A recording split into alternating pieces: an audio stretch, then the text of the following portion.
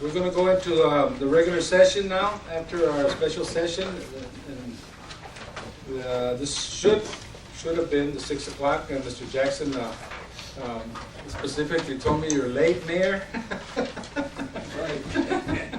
But we're going to go. I call this meeting to order, and the Pledge of Allegiance will be presented to us by Troop 577. Would you please lead us in the Pledge of Allegiance?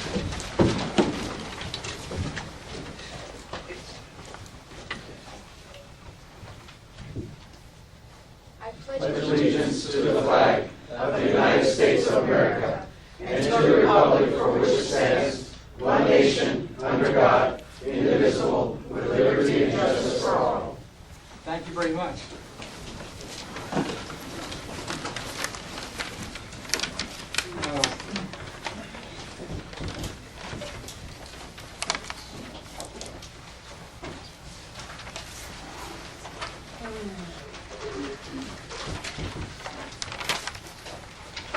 Invocation today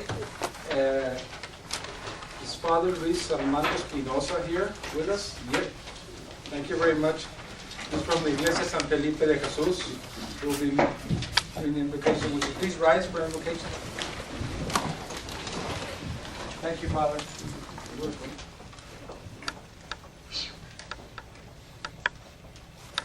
In the name of the Father, and the Son, and the Holy Spirit. Amen. The Lord be with you, who is love. In the desire to make us share in the love, He sent His Son into the world to come to our aid in the gentle kindness, to help those who were weak, sick, and unfortunate. In His great love for all of us, Christ said that whatever we do for the last among us, we do for Him. He called those who show mercy, blessed of His Father, and promised them eternal life. Let us then pray for the Lord, rich blessing on the member of this organization, the council meeting in the Nogales community, who are devoted to helping their brother and sister. Blessed are you, Lord God, God of mercy, who through your Son gave us the marvelous example of charity and the great commandment of love for one another. Send down your blessing on these your servants, who so graciously devote themselves to helping others when they are called on in time of need. Let them faithfully serve you in their Nogales community. All people, we ask thee through Christ our Lord. Amen. The Lord be with you. The Almighty God bless you for your service, for your family, all people, in the name of the Father, on the Son, on the Holy Spirit. Amen. Thank you very much, Father.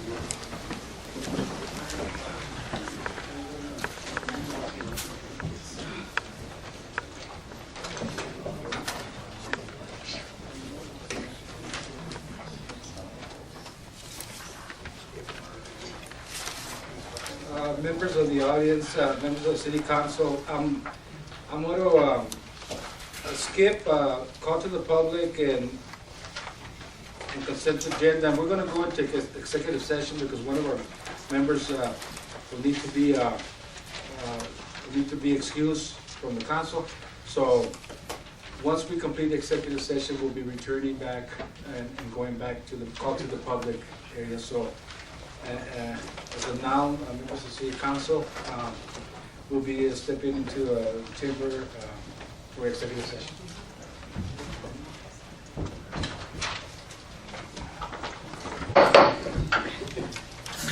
Call this meeting back to order from executive session, and we'll continue with item number 4, call to the public. And where are the call to the public sheets? Oh, Mayor, they were on your desk. Are they here? Where did you put them? Put them on there.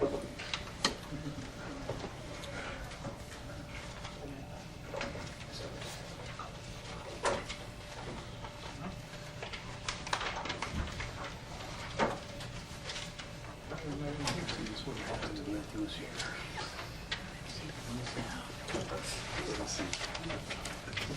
they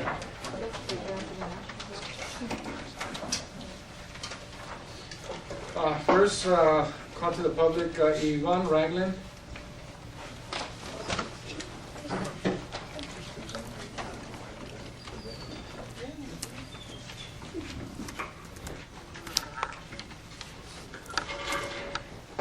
Good evening, Mr. Mayor, Council.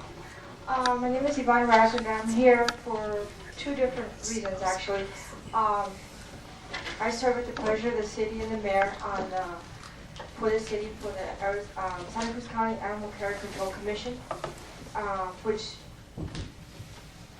tries to make, suggestions for the betterment of animal control and the pets here in Santa Cruz County.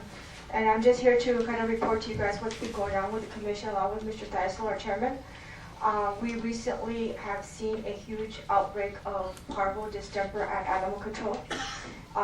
Because of finances, they have stopped giving the shots to the dogs, the DHPP and the Bordetella shots. Those floors are very porous, so it's hard to keep them clean. They're not sealed.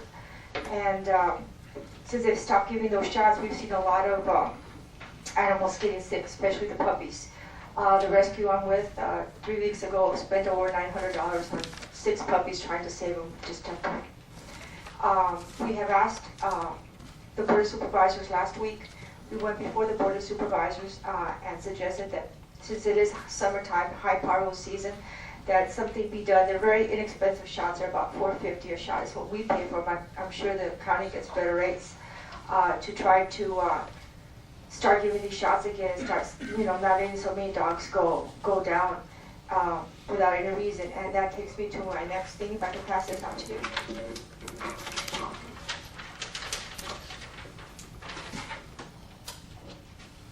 I know you guys are dog lovers.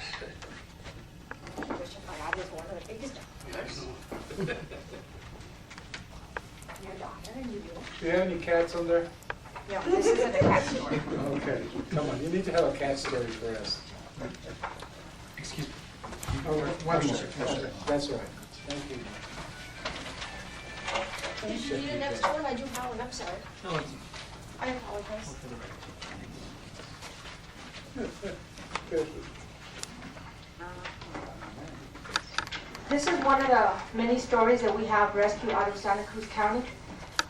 We have ourselves had a lot of dogs that we rescue out of here, and we know they go into training with handy dogs in Tucson. A lot of them have gone to help people with disabilities, diabetes, epilepsy, sight, and they're very productive dogs, and you'd be surprised what kind of dogs are obtained out of this community. This little dog, let me read the letter this soldier wrote to us, okay? It says, my name is Jim Kelvin. I adopted a dog this past October 30th, 2011 at PetSmart in Oro Valley.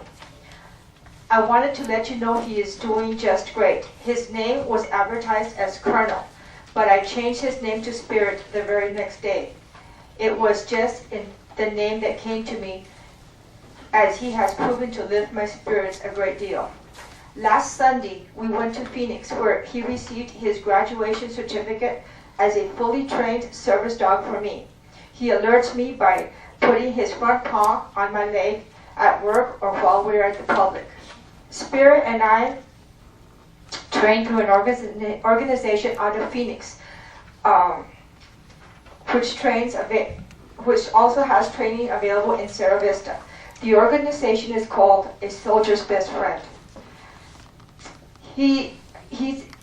It's a program available to veterans who suffer from post-traumatic PTSD or traumatic brain injury, TRI. They offer training and certification in service dogs and traumatic and therapeutic companion dogs program. It is a program that will place an animal with a future owner in case, or in some cases, if the owner has the appropriate dog, they will help train their own dog. This has worked for me. I fully support the program. I'm including pictures of Spirit so you can see how he started out and how he is now. Thank you for helping these helpless animals. You may never know how they could change someone's life. Spirit has changed mine. If you look at the photographs, there was one that was his photograph at animal control. He was filthy, dirty, stunk, needed major grooming. Then you can see him with his service vest. He wears it very proudly. He has his graduation picture with all the other dogs that he graduated, his graduating class. They sent his portrait to us. And two with his owner in the backyard. This little dog was saved, rescued from animal control in the nick of time. The very day I told this dog he was going to have the needle put in him, he was going to be put down. Now he's serving and is a service dog to one of our veterans, and I think it's a great thing, and it's a good story.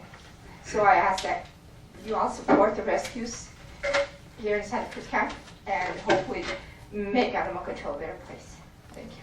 Thank you very much, Yvonne, and thank you for the good work you've done in your group with having all these animals adopted in Pima County. Thank you very much. Great work.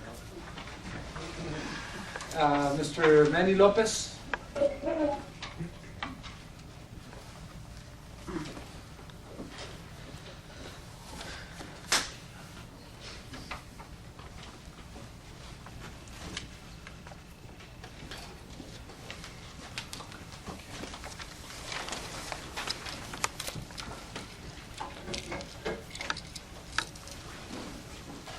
Good evening, Mr. Mayor, members of the City Council, city staff, and guests. My name is Manny Lopez. I'm the VFW Post 2066 here in Nogales, the adjutant. I'm an Air Force veteran. I come from a family of veterans. 4 of the veterans are in the wall. My dad, Antonio, my tios, Jose, Manuel, and my young uncle, who was killed in action in Korea. I never got to know him, but Nogales did. The reason I'm here today requires a little bit of background information. During World War II, Mexicans were providing us with oil with their tankers. During this time period, were actually Nazi U-boats that were crawling around the Gulf of Mexico, actually off the coast of Florida. They sank 2 of Mexico's tankers. Mexico became upset, asked the United States how they could help. The United States said that we really needed pilots in the Pacific. So Mexico sent about 3 squadrons of pilot trainees to the States, mostly in Texas, to train in the aircraft P-47s.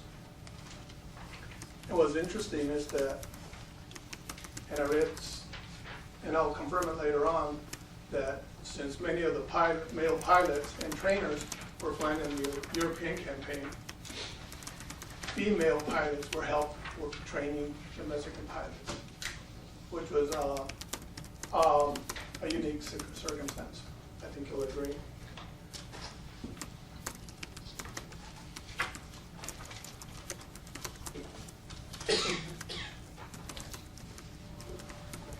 Most of the pilots that flew in the Pacific flew within the Philippine area, Formosa, and several of the islands there. They flew over approximately 1,000 missions. And they really had an excellent record, almost comparable to the Tuskegee Airmen. Oh, by the way, I hope you do have this handout. Yeah. Okay. After the war, the pilots returned with a ground crews. Mexico gave them a great hero's welcome. The same cannot be said for the United States.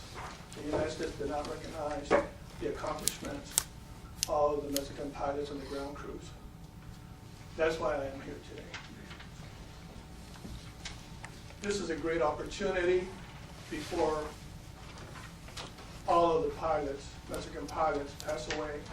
We have an opportunity to recognize them. I think the idea of putting a memorial, and in your last page there, right next to the main memorial, which is very important because they did support each other. Would be an ideal situation. I think it might raise some eyebrows with some people, but I think that the majority of people understand and will appreciate this from both sides of the border. I think it will show that Mexico is more than just issues of immigration and issues of drugs, that Mexico did help. And of course, I am a history teacher, and you won't find this in any history book, American history book.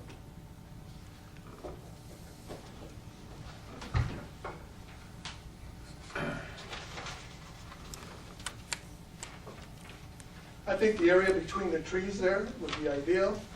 It's approximately 14 feet long, and depending on what we decide to do, how wide it would be. The cost will not exceed $25,000. It would be known and would be paid for through a fund, which will be known as the 201st Memorial Fund, through a local bank here as an account, set up an account. Again, the 201st Memorial will create interest from near and far, increase the revenue for this community. The Mexican Council is crazy about this idea. They keep on bothering me about when I'm going to put that letter together to ask them what we're requesting, which is mostly the file, their file of the 201st, the names of the pilots, and the ones that were lost. So they're really pumped up about that. And my question is, why don't we just make history? We can make it here. This is a small community, but I think we have this great heart, and we can lead the way in something like this. Thank you very much. Any questions?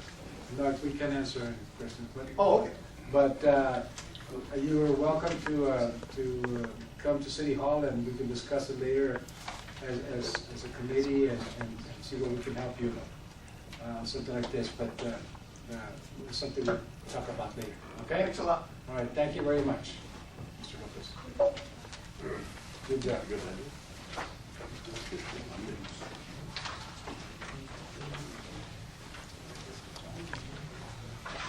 I'm going to skip item number 5 unless any of you have something really important you want to talk about. Mr. Hanesian. Thank you, Mr. Hanesian. Item number 6, consent agenda, A through C. Take a motion on that. Second. Discussion. All in favor, signify by saying aye. Aye. Opposed? The ayes have it. Item number 7, discussion, possible action on canceling, rescheduling, not canceling, rescheduling regular council meeting of July 4th. Did you want to cancel it? Mr. Mayor, members of the council, this item was placed on the agenda simply because of the fact that your next regularly scheduled council meeting falls on July 4th, and so some consideration by the council needs to be made as to how you want to proceed with that. We can certainly be here. No, The rest but of you are gonna be here. I'm saying you use the word, shouldn't you just rescheduling? It's my opinion, it's up to the council Okay. on that, so Reschedule it for the following Wednesday? if that's the pleasure of the council. Is that the, yes, we're fine with the council? Yes. Okay, we'll do that, we'll reschedule it for the following Wednesday, what would be that date? 11th. The 11th, okay. So be it, should we vote, Mr. Machado, vote on this? Yes. Yes? Is there any other discussion on this? No? Okay, all in favor signify by saying aye. Aye. Opposed? The ayes have it. Item number 8, consideration possible action of order number 2012-06-035. Thank you, Mr. Mayor, members of the council. I think what I'd like to do is maybe put John on the spot and have him introduce this item to the, to the council. It's in regards to a prior grant that the city's received. Those dollars have just stayed in the budget year in and year out, really serving no particular purpose, and we have found a possible purpose for those, and we'd like to introduce the thought to you tonight, and it's in support of this past year's economic development incentive plan that you've directed staff to pursue. So, As of, Mr. Kissinger, as of as of item number 8, anybody that stands on that podium has but 5 minutes to talk. So, can you handle this? Mr. Mayor, was that a combined 5 minutes with Mr. Billy and yours? No, it's just yours. No, go ahead, Mr. Mayor, I think it was in, I believe it was in 2007 when we made an application to the Total Nation for $150,000 to purchase the assigned residence. That was the idea, to purchase assigned residence to do some type of a campus for post-secondary education. As we all know, that didn't work out. The owner didn't want to sell it, and he wanted to build some storage sheds out of it, so he secured demolishing, and he demolished the building. So that money's been sitting in the city coffers since then. We really we haven't really received much direction except for a letter that was sent, I believe, last year by the former mayor to the chairman, requesting to move that money over to the Old City Hall for renovation. We never received a response back from the Total Nation whether that was an allowable expense or not. So this year, as we're going through the budget, we needed to make a decision on what to do with that money, and also we thought it would be important to spend that money before we ask for more money. As you all know, we did ask for some more money for, I believe, the police station, and we were not funded. So we made some calls to the nation. The nation did tell us that our plan of expending that money towards the economic development piece on the image building was an allowable expense. I'm sorry, I said image building. I meant Incentive program. Incentive, business incentive program. Let's not confuse it. With doing the marketing of the city, and that's the program. That was the piece that we're going to use it upon. So they did say that was an allowable expense. Economic development was, so it was our intentions to spend that money in that manner with your approval, and also with your approval, we would apply for additional funds. I think we'll be applying for the same amount this year to the total for the same purpose. Economic development? Economic development, Okay. and I think that captures what we're at. Go ahead, John. Yeah, Mr. Mayor, I would have liked to have seen maybe 5 different items that we could use this for. One of them being, we've always discussed that, and I think we said we're going to set aside $50,000 for the different properties around town that are falling apart. Okay. I would much rather use $150,000 as a program to start cleaning up the properties around town. But again, and this leads to another deal about all of us being involved maybe a little before the fact. Maybe we can come up with 5 or all of every one of the council people can go ahead and get their idea of what it could be used for. I personally would rather I don't know about the development. I think the economic development would be very, very good. I think we could do something too with that money that leads to the idea of that Nacho and the Tohono Nation had in mind of cleaning up something here in Nogales, or maybe having some building that we can designate as something or other for Nogales. That's a good idea. So I'd rather kind of table it and maybe bring it up where we each have an opinion on it. Well, you know, I agree. You can swallow the cookie. Mr. Mayor, while you swallow that cookie though, but I believe we're going to have a deadline coming up for the application, so at least maybe we wouldn't intend, but maybe you could direct staff with this order to go ahead and apply for future monies.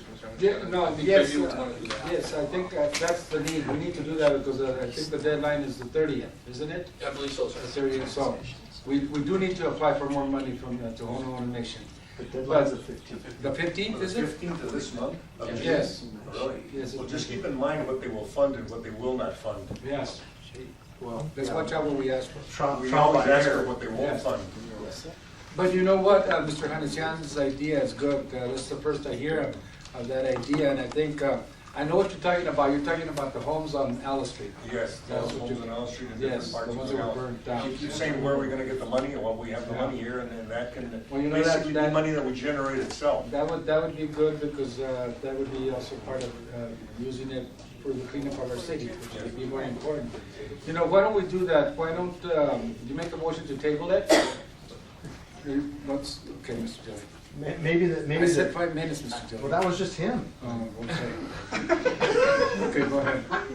So, I'm sorry, Mr. No, go ahead. So, we do need, maybe by virtue of the order, direction to go ahead and apply for additional funds from the total. So don't Yes. table. Okay. It's just as it pertains to the use of the existing grant that we have, maybe that is reserved for another discussion with the council where you Okay. guys can weigh in and tell us how you prefer that use. Now, we would like to check back with the nation and make sure whatever you guys come up with is permissible. We did the footwork on this proposal. We would just do the same courtesy with whatever you guys came up with as a Well, you council. know, if it fits under what Mr. Hanesian said, and that could be like a component or something in reference to economic development too. The Because if we reason- clean up the city, that's economic development. The reason why this came up the way that it did is there is an allocation of money in non-departmental for a market analysis or a market study. And we just thought that combining the results of that study with this grant, we could actually make some really positive headway with economic development. A worthy goal, but maybe not something that is most pressing on the minds of the council. So if we can just get the direction to apply this round with the Tohoto O'odham grant as it relates to economic development, maybe we'll come back and have another discussion with the council as it relates to the existing grant. Okay, okay, we'll do that, so is there any further discussion on this? So we don't have a motion yet, so, did we motion? No, we didn't. Well, no, No motion. No. So we'll stay with the same motion, or same? well, not with that order, because that's a That different Not the order. same, it's gotta be a different order. Just move to authorize staff to submit a new grant A application. new grant application with economic development in mind. Did you guys hear that? That's the motion. And direct staff to bring back a separate item for council's discussion on the existing grant. Okay. So moved. I second the motion. Are we gonna beat the deadline, the 15th of June, 11 too? We're gonna go for another. We'll get something in. Who motion? Mr. Hanesian, do I have a second? Second. Second. All in favor, signify by saying aye. Aye. Opposed? The ayes have it. Item number 9, consideration possible action of order number 2012-06-036. So move. Second. Second, discussion? None? All in favor, signify by saying aye. Aye. Opposed? Hearing none, the ayes have it. Okay, we have 2 items on executive session, Mr. Machado. One item, we just left that as is on the, I think we just moved to number just, 11. yeah. Just move to number Yeah, so we're gonna go with the order. And that'll be Number 11. number, no, it's not number 11. It is No, It's number 2. number 10. The order, the order is number 2012-06-034. And that would be the motion on the lowest bidder. But the motion also would have directing staff for the gap coverage to come back on that. So that would be the way you want. Yes, sir. The staff's recommendation is to award bid to the low bidder Yes. and with further direction to resolve the gap insurance issue in working with the municipal risk retention pool. Okay. We do have representatives from both of the parties that participated in the bid. Okay. At But for your now, let me, I convenience. have a motion. So do I have a second? Second. Second? Okay, discussion? Anybody for discussion?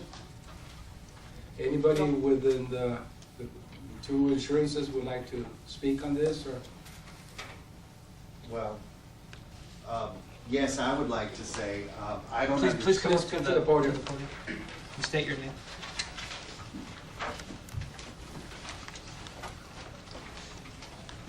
My name is Pierre S. Baffert. I currently represent the Travelers. I have a hard time trying to figure out why the municipal risk pool does not offer retro coverage. And I can probably tell you why. And that is because the retro coverage that they would charge would probably be at $150,000. They do not have to offer retro coverage though, because they're not an insurance company. They don't come under the rules of the Department of Insurance. So what is happening is that we're being made to look like the bad guys. We're going to offer you the retro coverage because we have to. And I can tell you that the municipal pool risk was not designed for communities this size. They currently have a policy written through Sierra Vista, and Sierra Vista is currently putting it out to bid because they want to be out of the pool. I know the agent, his name is Drew Newton. I just want to say that I highly question the coverages. When you buy this gap coverage, it's only going to be good for 1 year. Okay, what happens if and come 2013, the day after we offer you the gap coverage, the dollar falls back on the city of Nogales, whereas right now you have gap coverage going all the way back to 1996. And claims do come in, and you're putting the city at a tremendous risk. And one of the things that what I don't understand is how the automobile premium can be so low. You have $2 million in a liability insurance, all right? For the vehicles alone, if you figure out $200 and some odd, they're charging $200 for liability, all right? And for each vehicle. And we're talking about vehicles that are very high risk. You have police cars, you have fire engines, you have dump trucks.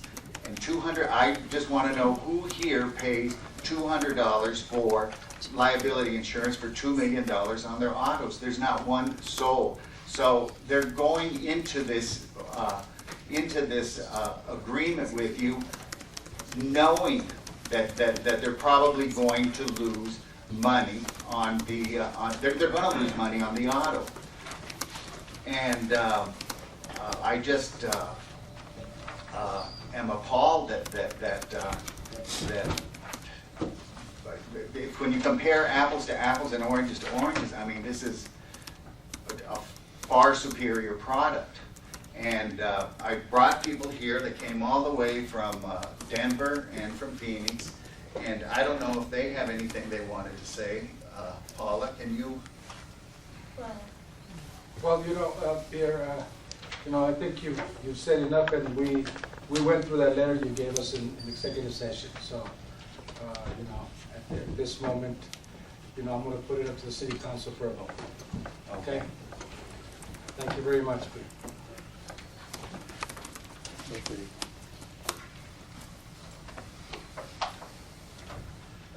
I'm Ed Van Tel, Program Administrator for AMRRP. Please go ahead.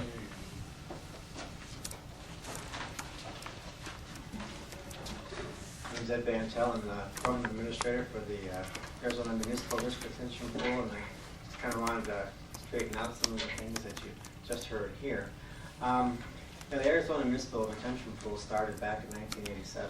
It was started by cities and towns like yourselves in response to a crisis that was going on in the insurance industry.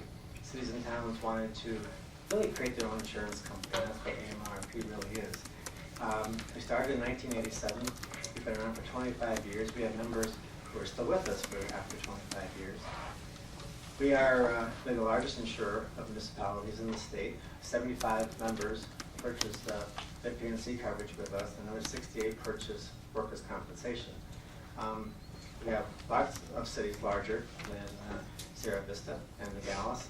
Sierra Vista goes out to bid periodically to make sure that the pool is still the best choice for them. They are getting, as our members are, because AMRP is basically an insurance company of yours, you become the shareholders, stockholders.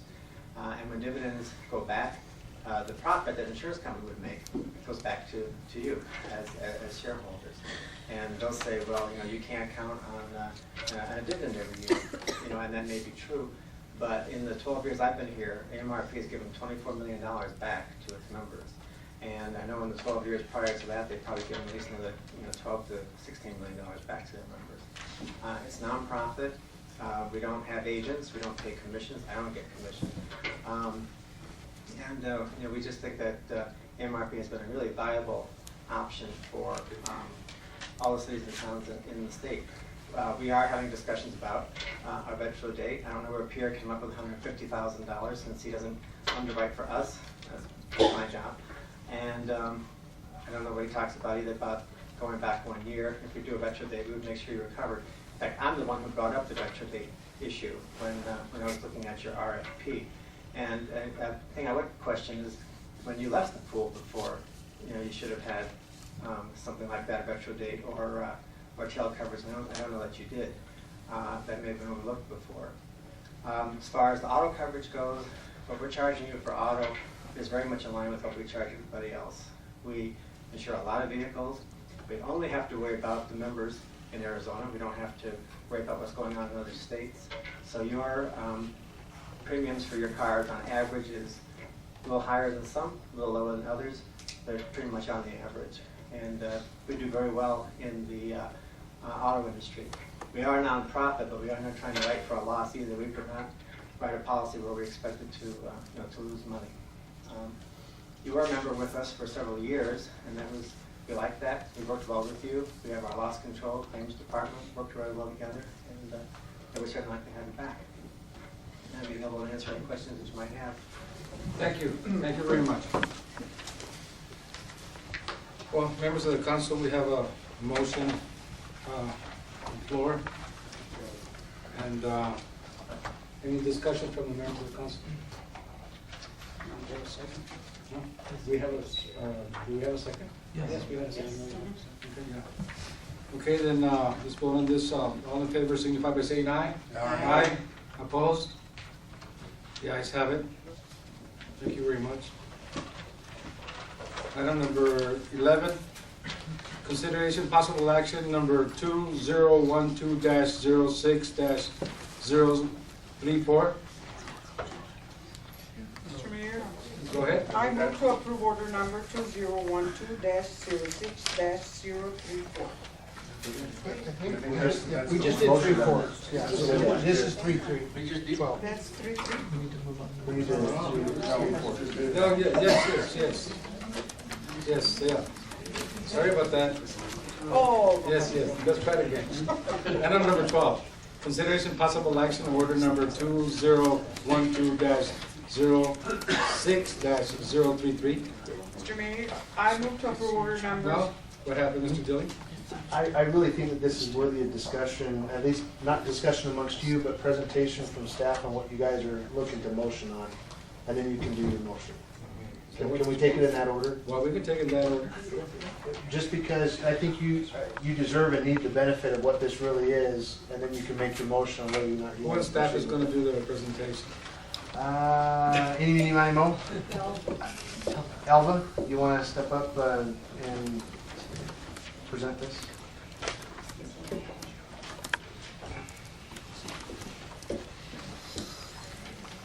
Good evening, Mayor, members of the council.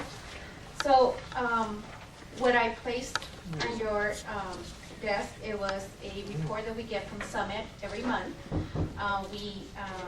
We get this report, we meet the last Thursday of the month here, and they present us with the numbers. Really, Summit, what they are the administrators of the fund. So the question was, how much money, if I'm not mistaken, Mr. Anistad? Well, how much money how much are we paying in health insurance yearly? How much does the city pay yearly? Year to date, the city has contributed about $2,400,000. $2,400,000. Monthly, approximately $200,000 And Summit is the, administrative. is administrator. What do they charge? So on the profit and loss sheet, you have the TPA fees of $8,406.45. Where's that this? I don't have it. It was a second, no, I placed it on your desk. It's 2 pages report. Yeah. So on the profit and loss, you have what the contributions are and all the expenses. Towards the bottom portion, you have your professional fees. So you have your accounting, consulting fees, that's Mr. Price and Capon, and then you have your TPA, that's the trust plan administrator, that is Let Summit. me finish up your thing before I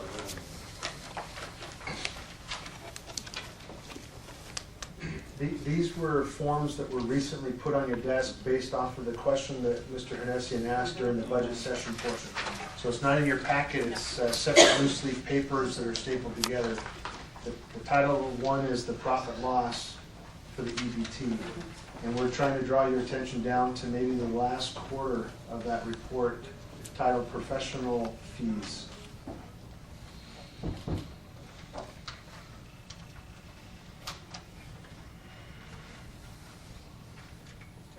What is stop loss insurance? What is that? That is for high claims. For your high claims? Yes.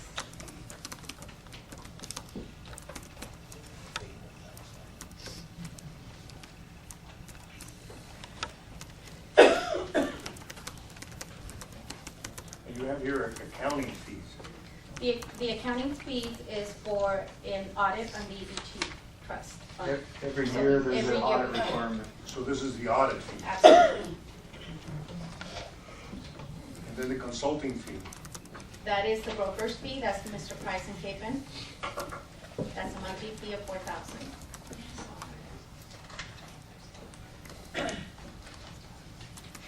Why does it say April? It says 8,000.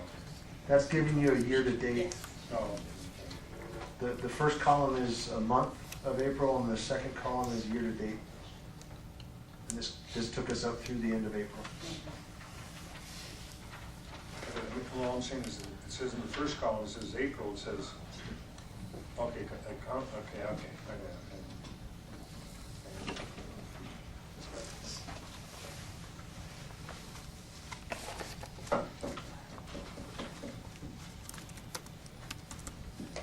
So now, just as a question, I know Blue Cross Blue Shield actually runs the insurance.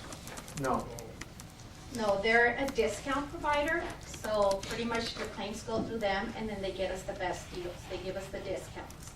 The trust is administered by Summit. So Summit is the one that actually pays out to the. After the Blue Shield, Blue Cross Blue Shield. We're using they Blue do. Shield for their discounts. Absolutely.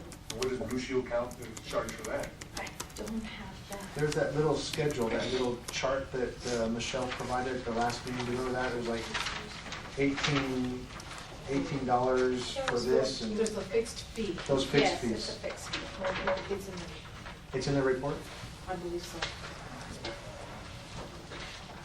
Marcus.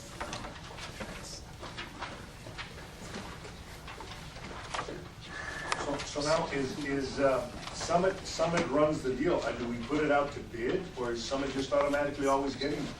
I mean, as far as I remember, I voted on this 6 times. It has never been discussed, or there's never been questioned as to why we always just agree on an 11% increase, or 18% increase, or 20% increase. We never even questioned it. Well, the question is, obviously the increase is due to the health cost going up every year. So I believe back in 2010, 2011. But do we put it out to bid, or is Summit automatically always, or is there anybody else that does the same thing that Summit does? I'm sure there is. At this time, we did not. We went ahead and went with Summit again because of their because the years that we've been with them, and because they're offering us the lowest at this point, with the best And we don't benefit know plans. it's, that we don't know it's the lowest because you said we didn't put it out to bid, so how do we know it's the lowest? Mr. Dilly? Mr. Mayor, members of council, we're self-insured. So, we benefit from companies like Blue Cross Blue Shield, but it's only because they were approached by Summit and we're benefiting from their discounts as they've negotiated contracts with various healthcare providers in the community. The question on the table about our premium increases is strictly based off of our claims history. So every year, we take our claims history, the impact of it on the trust, whether we're maintaining a fund balance, we're losing fund balance, or we're gaining fund balance, and we react to that. As it relates to on our professional costs, our fixed costs, like the accounting stuff, Price Capin, Summit, those relationships are contractual. I believe the contract with Price Capin is coming up this coming year. Next year. November? 2013, yeah, June of 2013. June 2013? And same with Summit? And no change in premiums. Right, they've stayed the same with premiums, so the increase on our end is really our claims history. That's what's getting us this year.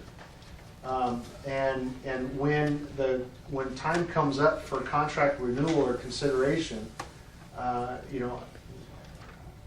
would personally like to shake the bushes and see what else is out there, just to make sure we're getting the best bang for the buck. It falls in line with our fiduciary responsibilities, and we should be doing that periodically. Sure, So- if we did it for a liability insurance and auto insurance for $500,000, Sure. I mean, this is a $2.5 million.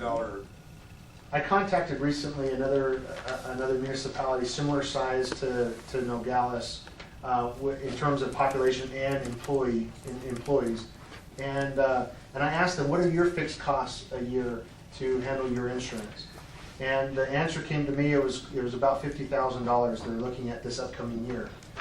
$50,000 compared to what we're looking at, which is going to be close to $200,000. There's a big difference there just in fixed costs. So is there room to improve? I don't know. We have to beat the bushes and look. But this year, because of a contractual relationship, it is what it is. So the premium adjustments are entirely based off of our claims history and not our consultant fees or our fixed costs. Thanks, Mr. Thank you.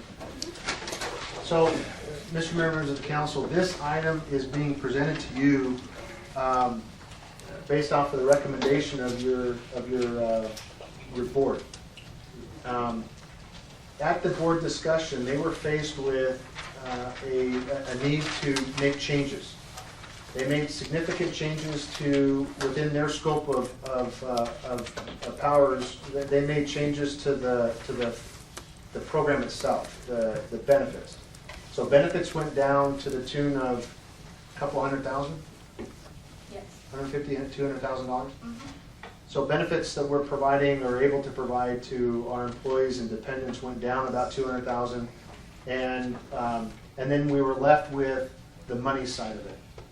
And what the EBT is recommending is that in your general fund budget,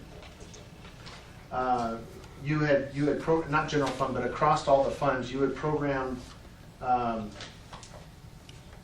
$274,000 for the increase to healthcare premiums.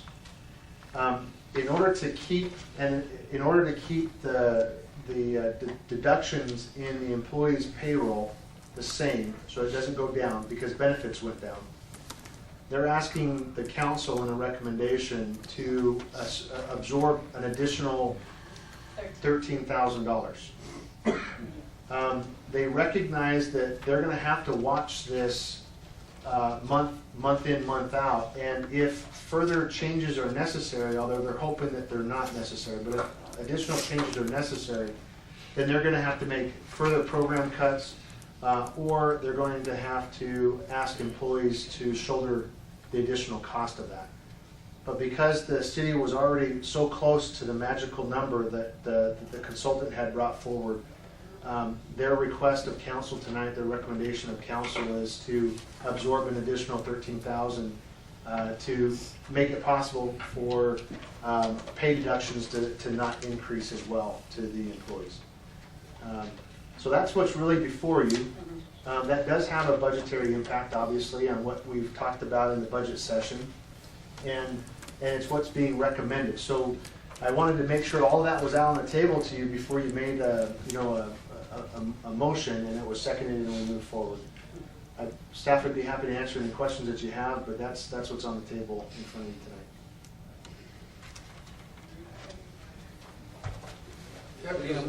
Yes, yeah, because, no, I just one more thing, too, because it does say recommendation of staff.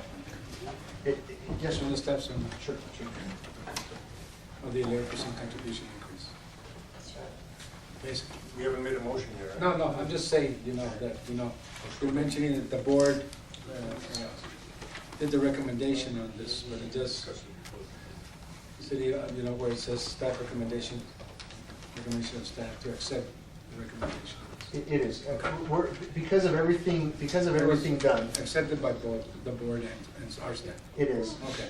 We think it's a reasonable, as staff, we think it's a reasonable solution to what we've had to deal with going through this process, which is why it's not only a recommendation from the board, but staff is also saying, hey, we're close enough to the fix, let's just move forward. Do a motion, please. I move to approve order number 2012-06-30, authorizing 11% increase to the EBT fee. Second. All in favor, signify by saying aye. Aye. Opposed? Yes, have it. Item number 13, discussion and possible action regarding the creation of departmental organizational charts.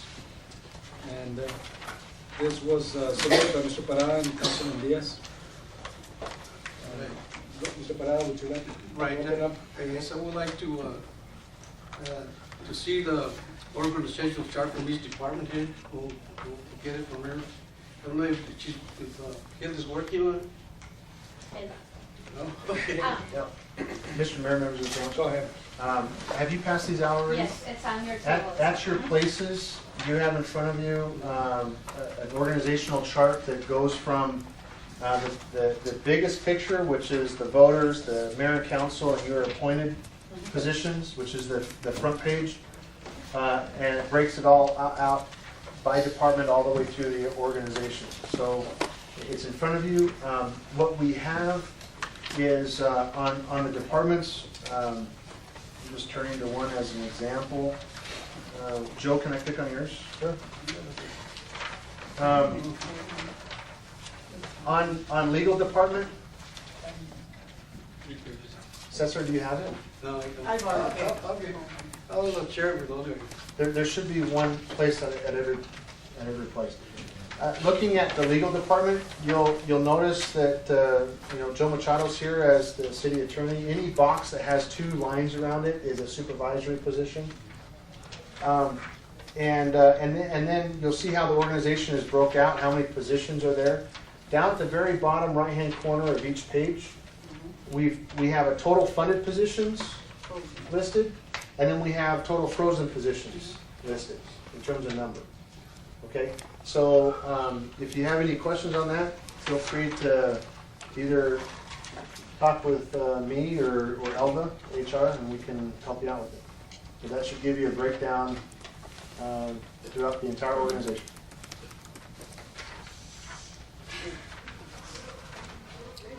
Any questions? I don't really think it needs to. Yeah, can we put names on them? The problem we were having is some of the departments are so big that have names. We have names on everybody that's in a supervisory role, and then some jobs, like in the police department, you'll have a police officer, and there's 10 in one, 10 in another, and we couldn't list out all the names, but you do have the number of positions in that particular job title. So there's some departments that are real small here, you know, put the names here. We didn't want to make people feel bad, listing names or not listing names, so that's how we handled it. Anybody that's in a supervisory role, their name is spelled out. Anybody that's not, you know, you just kind of have a number next to it.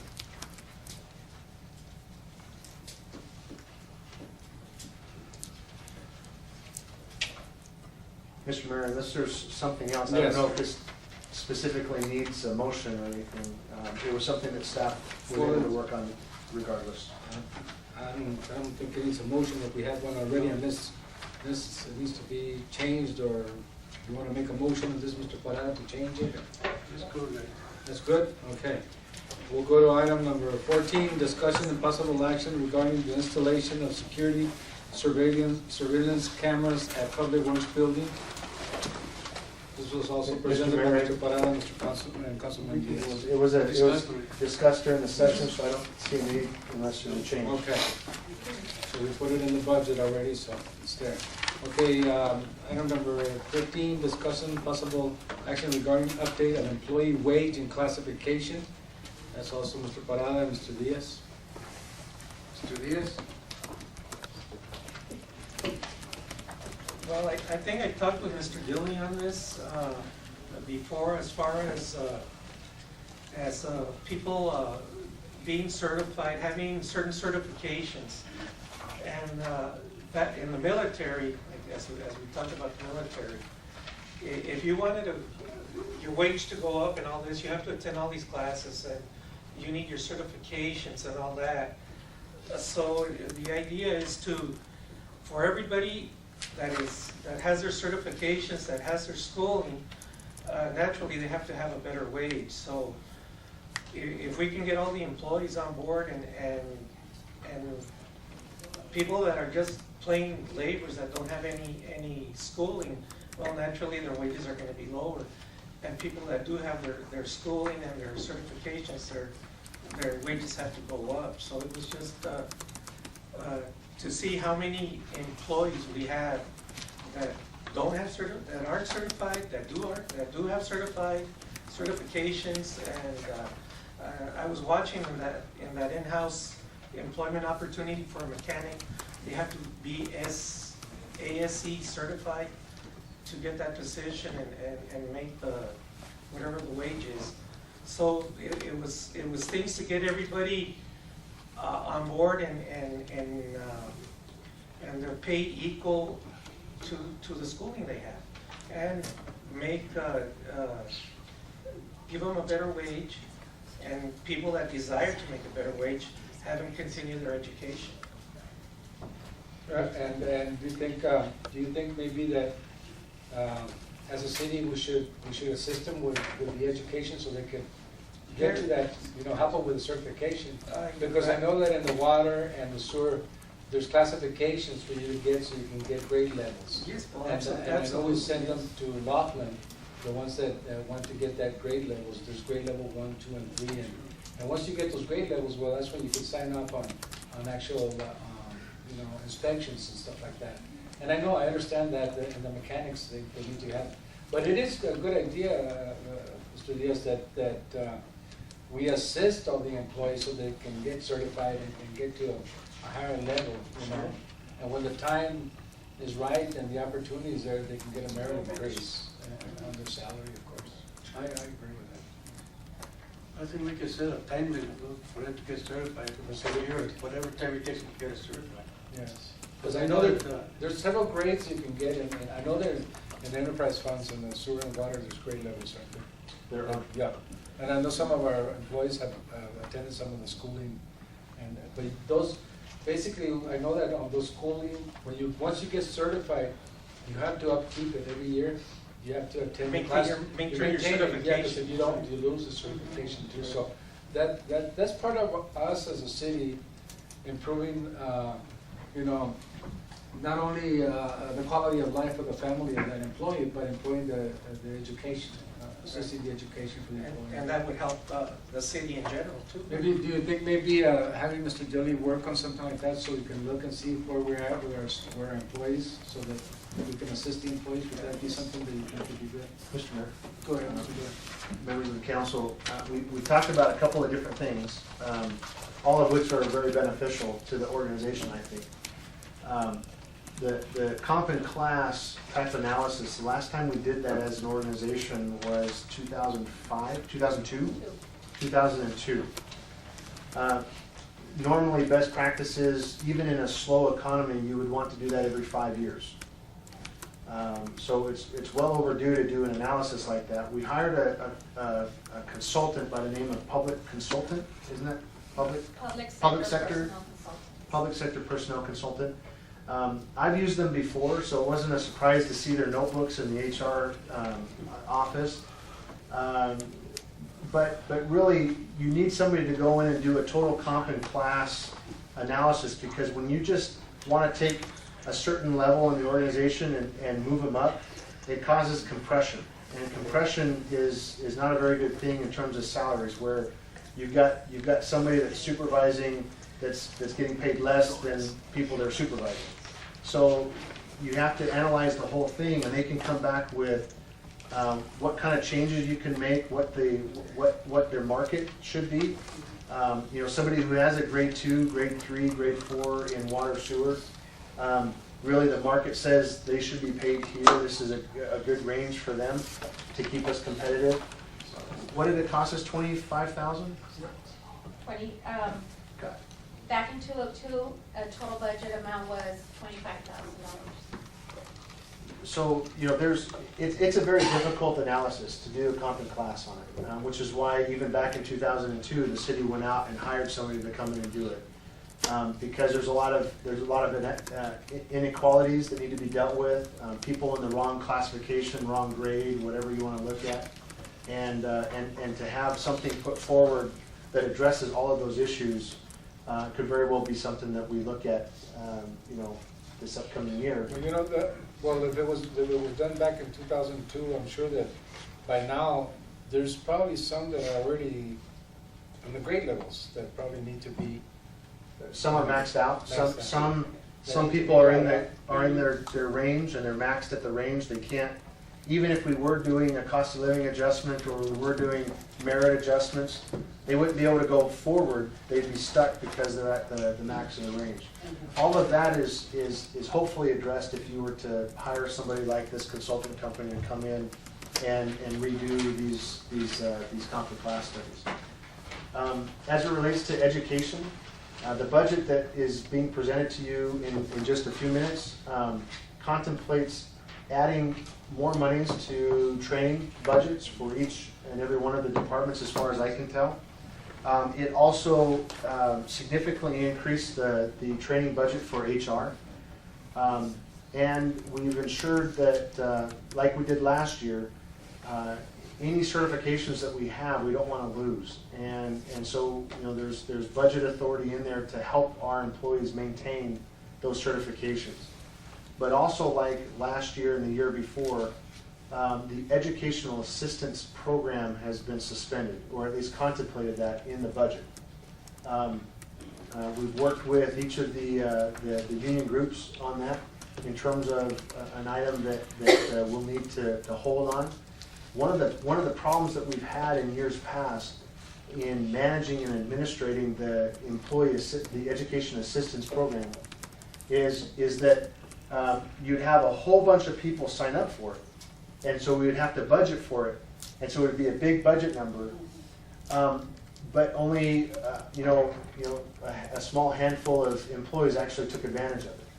And so when we were looking at ways to provide additional savings in the budget, that was one of the easy low-hanging fruits to look at, because it was a big budget number that was affecting very little people.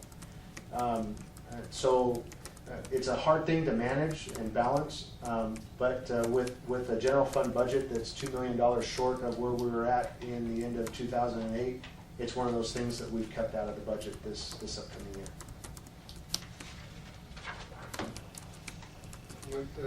Would you like a recommendation to Dilly in regards to this item? Or should we have them look into that? I can bring back some options for you as council. On the cost, Would you like cost that? of the study? Yeah, that would be good. Okay, I'll do that. Low cost option. Low cost. Low cost Yeah, options. low cost options. Mr. Parada? Yeah, I think this could be a good start. Yeah. You could stop the old ways of hiring people. You're a plumber, well, you know the title of plumbing or not, here's $40,000 check in your pocket. That's right. And I think a lot of it started when the council implemented minimum qualifications for the city manager, and then you implemented minimum qualifications for all the department heads. That has a trickle-down effect, and over time, we're gonna find ourselves in a position to look at all of our job descriptions and make sure that that kind of philosophy is carried on down through the ranks. Now, I was talking to Councilman Diaz on this issue.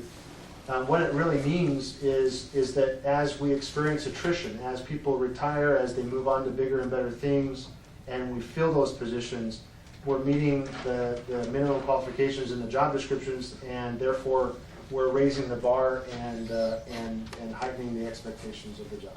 So I think we're set that way. Thank you, Mr. Dilly. Is that, Mr. Diaz, Mr. Parada? What? It's okay? All right. Okay, item. You want me to do this one first? No, just as part of it. Okay. Okay.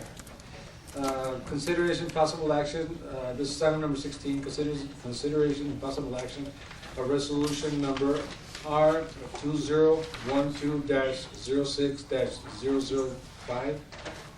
Mr. Mayor, Go I ahead. make a motion that we approve resolution number R 2012-06-005.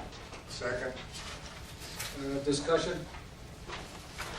I have one item for discussion in reference to this. Did all the council receive this, or did I believe so. they all have? Okay.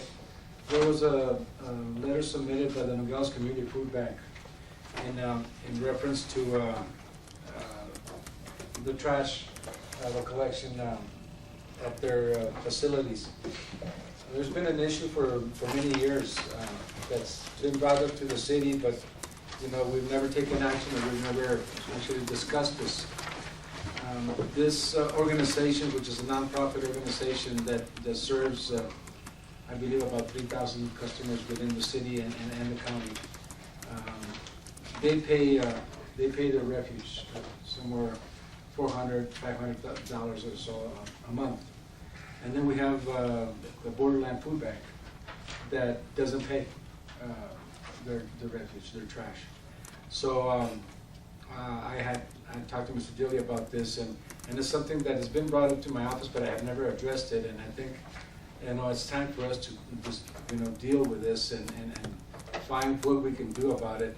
If we're going to have two food banks that serve the community and do a great job, and have one that doesn't pay for trash and has never paid since it's been there, and then one that just started 3 or 4 years ago and has been paying trash, is it fair?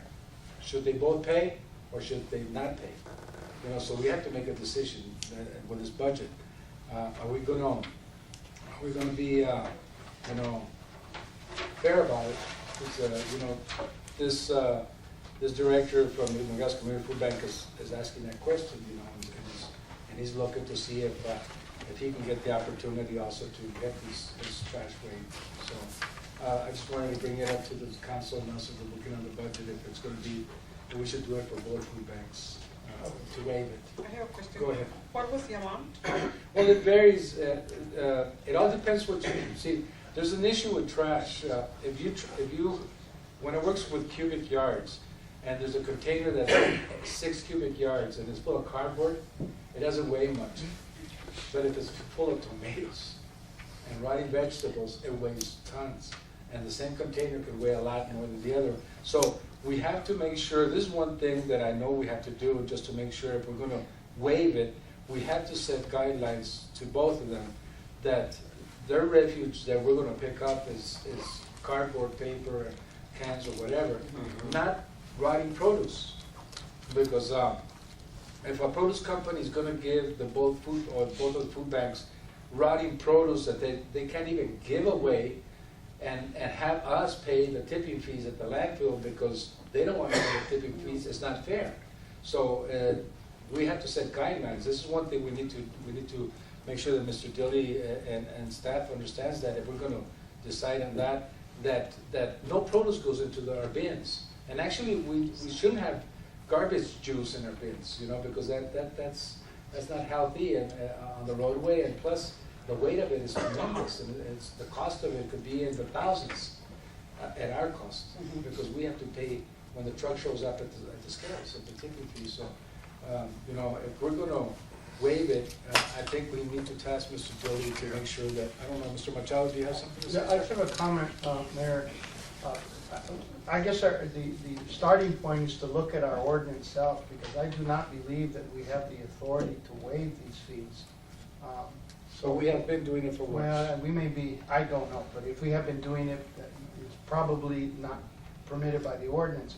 So if you want us to look at this possibility, then we're gonna have to look at the ordinance also. But I mean, if that's what the direction of the council is, we'll do it. Yeah. Well, you know, if that's your recommendation and your opinion, Mr. Machado, to look at the ordinance, I'd rather have that done so that we're legal, we're gonna do it, you know, but we have to be fair, because I know that one is not paying. Okay. And one is paying. I mean, So- if you decide to go that route, we can build in those safeguards and those guidelines into a waiver provision, So if that, that's what you so that decide we to do. But how could we work this, so that would fall within our guidelines on the budget, Mr. Dilly? Mr. Mayor, either way that we go, whether we charge or we don't charge, we can't accept the produce in our bins. Yes, I know Either that. way. No, Either way. no, you can't accept it. It's just, it's too problematic for our system. As it stands right now, I don't believe, which is why staff has been in a quandary for the last 2 years that I've been here, I don't believe that our existing ordinance and our procedures allow for us to waive these fees. It's something that needed to be addressed with the council, principally during a budget discussion, which is why it's being brought up tonight. As it stands right now, I think my recommendation, based off of the existing ordinance, is both should be charged. Okay, and they ought to be charged equally and fairly across the board. At some later point in time, if the council wants to direct us, and if you do that tonight, so be it, but we'll start treating both equally and based off of our ordinance, which I believe is to charge for that service. But we'll start right away and working up, if it's the direction of the council, we'll start working right away to incorporate a waiver clause or an ability to do something like that. But it's just simply not there today, I don't believe, unless a member of my staff can jump up and say Well, you know, otherwise. well, my recommendation is that they're both of them are very valuable organizations to our community, and they've been proven. One's been there longer than the other one, but they've both been proven as and the times of need right now, and the way the economy is, you know, they're assisting a lot of families and children throughout the community, not only the community, but even Santa Cruz County. So I recommend, I don't know, it's up to the council, but I recommend that we find a way how to waive it and assist them of that, because they have enough heart, their time is hard enough trying to receive grants to be able to pay, say, just a ballpark figure of $500, you know, times 12, that's $6,000, you know, a year. You know, when they're looking out for grants to be able to buy a truck, to be able to staff, to be able, because not everything is donated to them, okay? Some they have to buy with the money that they get, and produce is donated. So I don't know. I'd rather maybe that we find a way how to see how we can waive them, and maybe Mr. Machado, if you can help us out with that, and you, Mr. Dilly, on setting some guidelines. And assist both with the community and the food banks. I think they're an asset to everything. And how can we work out with them to get rid of the spoiled products that they put out there? Because today, I rode with a resident from Monte Carlo, showed me how bad it smells. It's like a big complaint from all the people that drive by, that they smell all that Yes. stuff. That's the Borderland Food Bank. Yeah. They're- Right. What happens is they're receiving a lot of spoiled goods. Yeah, but I mean, you can't just throw it on a back. No. Yeah. You know, and stuff, I think it's a health hazard. Yeah, I In know. a way, I don't know how you can address that with them, I don't know. I think if they take it on themselves and when they request from the produce companies and goods, they should have somebody assigned to go look at the product before it's sent to them. Because if they go see it at the warehouse and it's 10 pallets of spoiled tomatoes, why do you want them in your warehouse? Tell them to keep it and take it to the landfill. Mr. Mayor, members of the council, that's a very delicate and very difficult issue. We believe, watching this, from a distance, we believe that to some extent, the produce industry takes advantage of the food banks. Rather than pay the bill to take somewhere, they put it there. Now, is that happening with everybody? I doubt it. Is it happening sometimes? Most assuredly. And unfortunately, it's the food banks that have to deal with that problem. I would not in good conscience recommend the city stepping in and trying to solve that particular issue. And it really is something that they have to shoulder on their own. It is a health department issue. I know that the county's been very, very concerned and intimately involved in working with the Borderland Food Bank in getting this mitigated. We took steps as staff to try to help them out this recently in terms of clearing out some of the arroyo. But they were dumping some of that stuff in the arroyo, which is not acceptable use. And so we gave them a letter this past week that told them, listen, you're in violation and you can't be doing this. We'll cite you. But we helped them out, and it's just a big issue. We certainly don't want to get in the business of trying to mitigate that or help them with that because of some abuse that's happening on the produce side. But they have to be advised that we do not take any produce. They We- can't throw the garbage into the bin. We will make that perfectly clear if we go down this Perfectly road. It'll be perfectly clear. So between now, why don't we make a goal to have something in front of you for your July meeting? Okay. Okay? Is that doable? Oh. Maybe August. Maybe August. We'll try for July, but maybe August if we need to. I know Mr. Mattel, do it, go, Joe. But between Let's go for tonight. now, What's wrong with this month? I mean, between now and when we do get this resolved, I'm just letting the council know that staff, we have to treat both of them equally, okay? Because it's just causing problems. And so we'll treat them equal. If that's a waiver, then we'll give them both a waiver when we can, when we're authorized through council policy that we put in front of you. Okay, thank you. Okay. We have a motion, now on item number 16, we need to vote on that. Yes, you do. Members of the city council, all in favor signify by saying aye.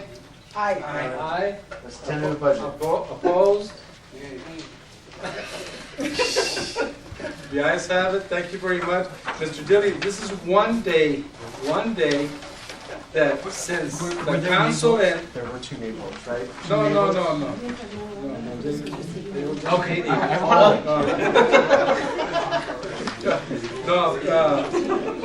Since, yes. So, Mr. Dilly, since the council and the mayor did not have a report on current events, you are not allowed to give a current report on events. And I know you probably have a ton of, I think you had your share today, sir. What if I told you that I'll forego all of mine, but I do need to ask for 5 minutes? 5 minutes, Mr. Dilly.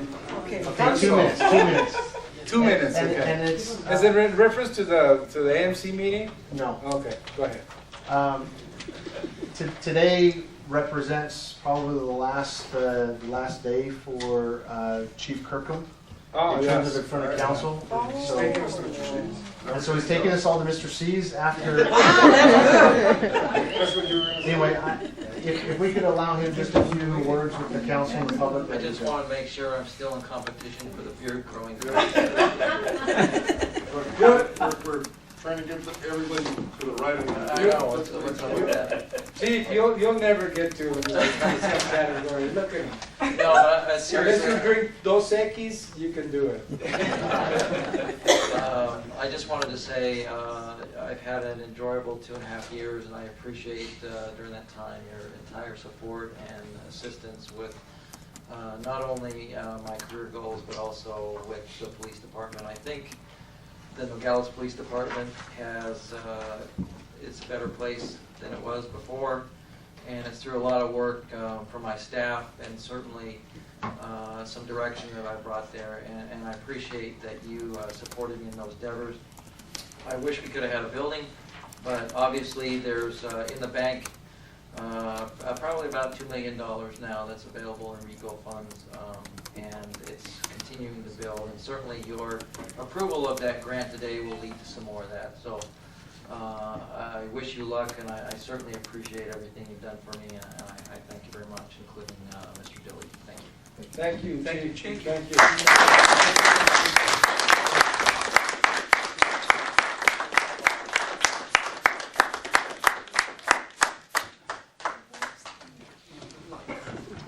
And yours is not great. Thank you, Chief.